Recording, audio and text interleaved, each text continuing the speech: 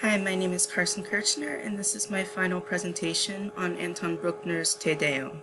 I'll be focusing on the first movement, Te Deum Laudamus, and the fifth movement, In Te Domine Speravi. So just some history and background of the text Te Deum. It's originally a Latin chant and written to praise God, and it was used in church services frequently. In its earliest settings, the text was improvised polyphony and generally accompanied by the organ or bells. The voices were not written down, so that's why they were generally improvised, but because of this, they would move in parallel motion. The setting of this text evolved to festive large-scale works in the Baroque era by composers such as Lully, and was continued into the 18th century by composers such as Haydn. Following the Reformation, the text began to be translated and set in English and became a regular part of Anglican services. Te Deum continued to be set as large-scale festive works into the 19th and 20th centuries by composers such as Dvorak, Berlioz, Verdi, and of course, Bruckner. So, Bruckner's compositional style in vocal music was highly influenced by the large-scale vocal works of Austrian composers such as Mozart.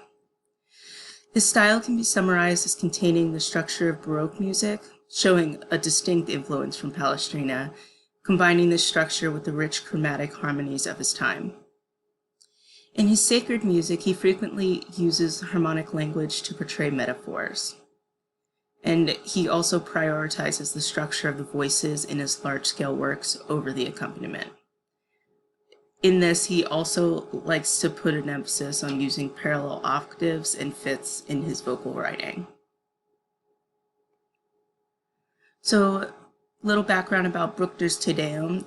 He began composing in 1881 while he was working on his Sixth Symphony, and after he finished his Seventh Symphony, he resumed working on this piece and completed it in 1884. He incorporated harmonic progressions from large climactic moments in the Seventh Symphony into the Te Deum. The first premiere was in Vienna in 1885 and was not accompanied by an orchestra, but by two pianos. The first performance with a full orchestra wasn't until 1886. Bruckner considered this piece to be his greatest work and was the ultimate statement of his faith. So, talking about the first movement, the choir takes the lead throughout this movement. The accompaniment is in a clear supporting role in which various instruments such as the upper strings or winds and brass take turns in being in unison with the voices. The choir first appears in octaves moving homophonically. Within this movement, the choir moves in homophonic motion throughout. As the movement goes on, the choir expands the harmonies beyond the octaves, but they continue to be moving in homophonic motion. The soloists differ from the choral sections in that the soloists are more imitative in nature, and I found this to make it very clear when the choir was singing and when the solos were singing, because the choir was consistently in parallel motion and the soloists were more imitative. And it added some nice contrast.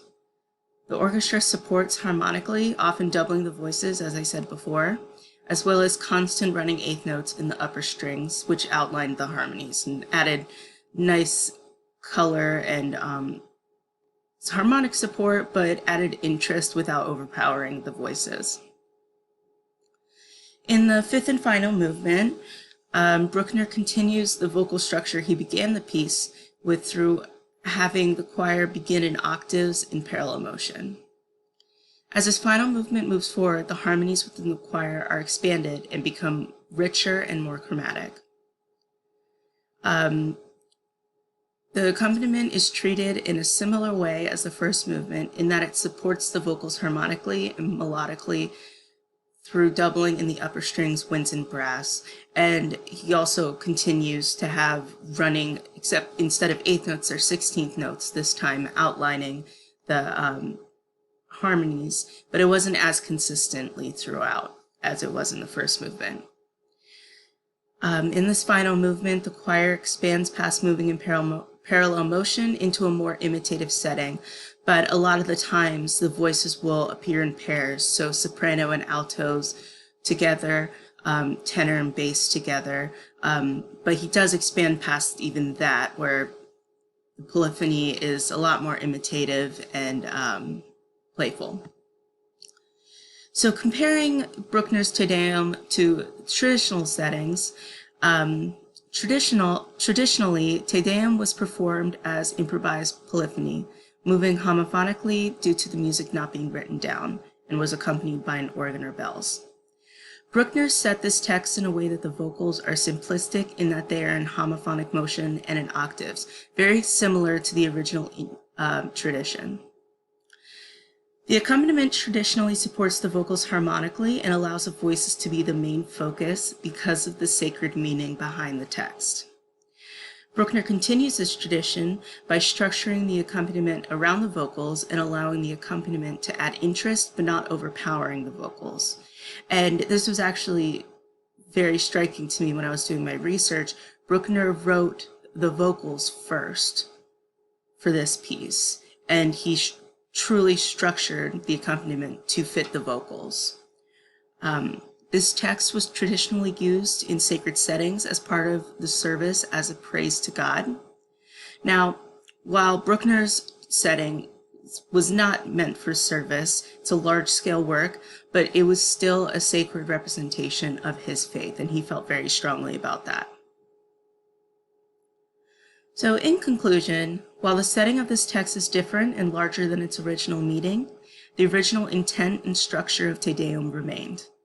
Bruckner put a focus on the vocals as the main structural element and scored the accompaniment to support this aspect. The vocals were set in a generally homophonic way to highlight the voices as well as continue the original tradition. Similar to the original tradition of this text, the accompaniment takes a secondary role in this piece through harmonic support.